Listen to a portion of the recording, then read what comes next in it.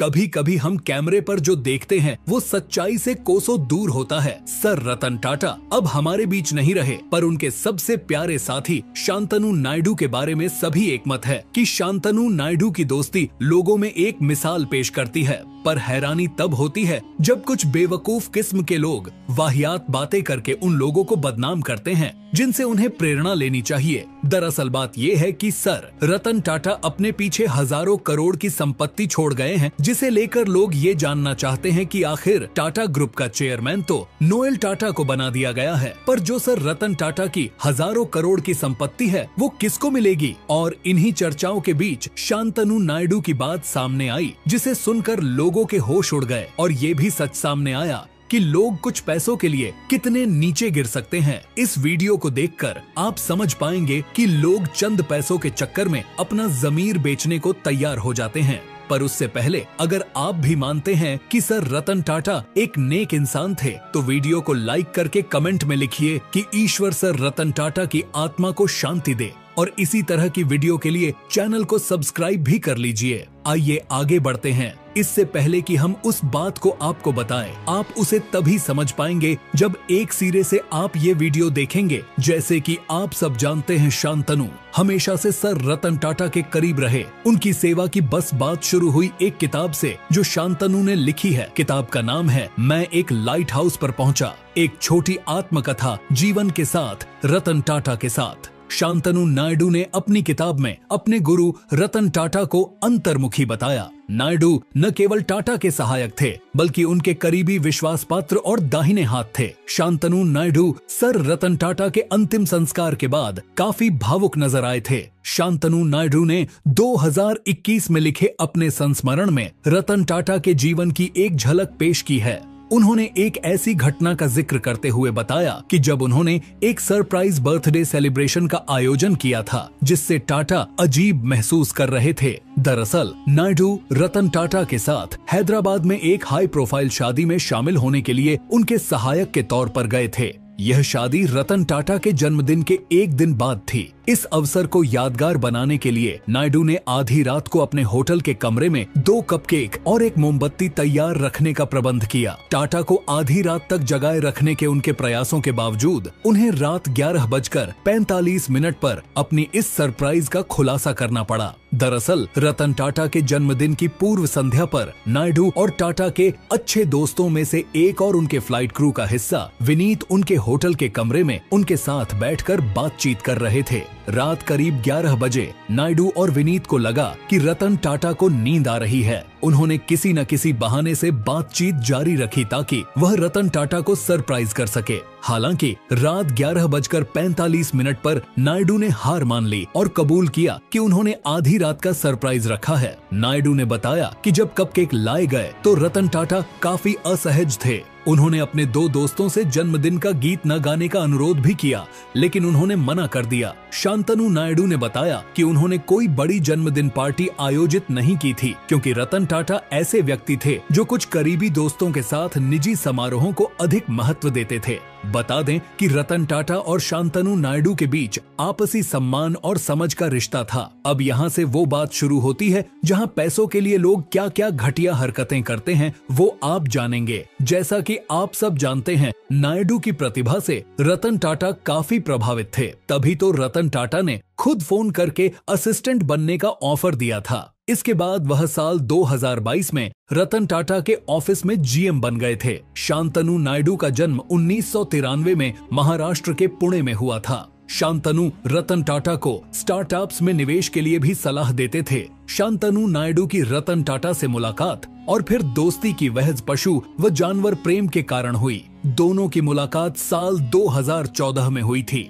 Naidu accident से आवारा कुत्तों को बचाने के लिए उनके गले में रिफ्लेक्टिव कॉलर बनाते और फिर आवारा कुत्तों के गले में लगा देते थे, जिससे ड्राइवर को यह रिफ्लेक्टिव कॉलर अंधेरे में भी दिख जाता था और वह वाहन को रोक देता था। इस आइडिया ने रतन टाटा को काफी प्रभावित किया था, जिसके बाद से ही रतन टाटा की शांतनु से मुलाकात हुई और शांतनु के असिस्टेंट बनने के बाद ये दोनों एक गहरे दोस्त हो गए। पहली बार जब नायडू रतन टाटा से मिले थे तो वे सिर्फ 20 साल के थे। नौकरी के अलावा शांतनु गुडफेलो स्टार्टअप के मालिक भी हैं।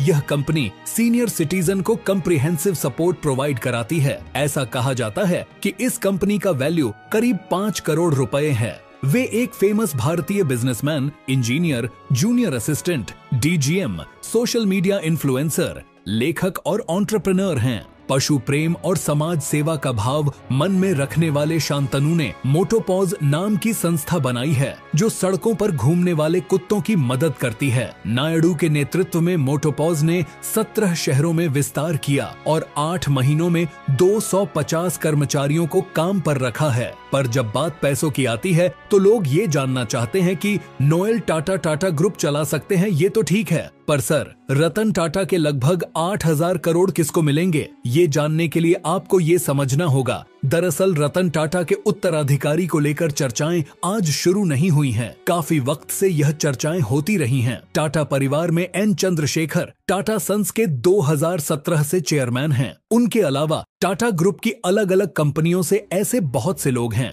जो भविष्य में टाटा समूह में अलग अलग जिम्मेदारी निभाते नजर आ सकते हैं। रतन टाटा के बाद टाटा ग्रुप कौन चलाएगा? सोशल मीडिया पर यह सवाल सबसे ज्यादा पूछा जा रहा है। रतन टाटा ने अपना कोई उत्तराधिकारी नियुक्त नहीं किया है। ऐसे में उनके उत्तराधिकारी का चुनाव टाटा ट्रस्ट करेगा। टाटा ट्रस्ट टाटा ग्रुप की पेरेंट संस्था है। टाटा सन्स में इसकी हिस्सेदारी करीब 66% है। टाटा के 7 ट्रस्ट हैं, जिसमें से 2 ट्रस्ट अहम हैं। इन दोनों ट्रस्ट के 13 सदस्य हैं। रतन टाटा इन दोनों ग्रुप को लीड कर रहे थे। टाटा का बोर्ड ऑफ ट्रस्ट टाटा के उत्तराधिकारी का चुनाव करेगी। जरा टाटा ग्रुप के दोनों प्रमुख ट्रस्ट के बारे में कुछ बातें संक्षेप में समझिए। रतन टाटा टाटा ग्रुप के 2 मुख्य ट्रस्ट को लीड कर रहे थे। पहला सर दोराबजी टाटा ट्रस्ट, इसके 6 ट्रस्टी हैं। दूसरा रतन टाटा ट्रस्ट, इसके 7 ट्रस्टी हैं। इनके अलावा टाटा ग्रुप के 5 ट्रस्ट और हैं। टाटा सन्स में ट्रस्ट की हिस्सेदारी 66% के करीब है।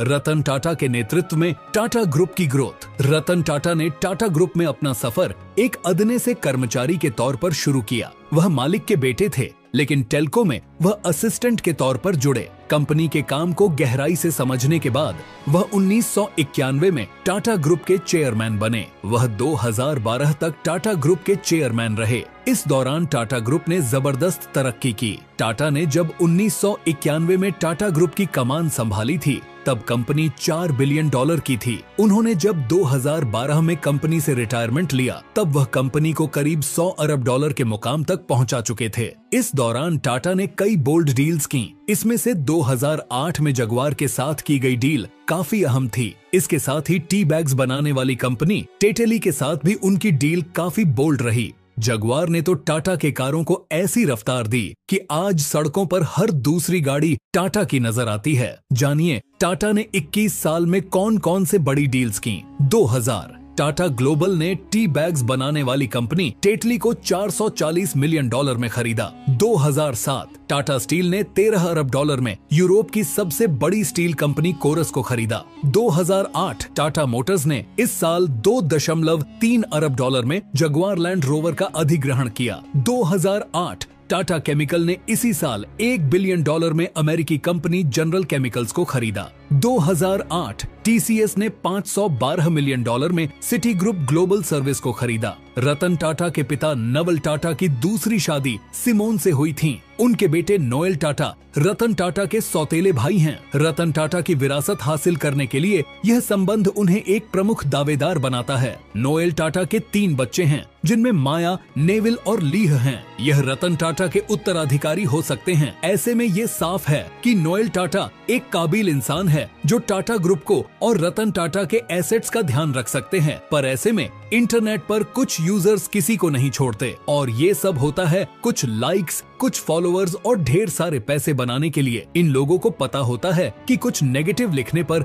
उन्हें ज्यादा तवज्जो दी जाएगी। जैसे एक ने लिखा कि शांतनु नायडू का भांडा फूट गया, वो सिर्फ टाटा में अच्छी नौकरी करते हैं और कुछ नहीं, और सर रतन टाटा के पैसों पर उनका कोई अधिकार नहीं है। अब ऐसे में इन बेवकूफ लोगों को ये समझाना कि हर कंपनी के अपने कुछ नियम और कायदे होते हैं, जिस हिसाब से सर रतन टाटा का उत्तराधिकारी चुना गया, और ये देश हमेशा सर रतन टाटा को याद रखेगा। साथ ही शांतनु ने सर रतन टाटा को जो प्यार और सम्मान दिया, हमारी टीम उन्हें सलाम करती है और उनके इस सेवा भाव से प्रेरणा लेती है। ऐसे नकारात्मक लोगों को आप क्या कहना चाहेंगे? कमेंट में जरूर बताइए। पूरी वीडियो में बने रहने के लिए आपका बहुत बहुत धन्यवाद।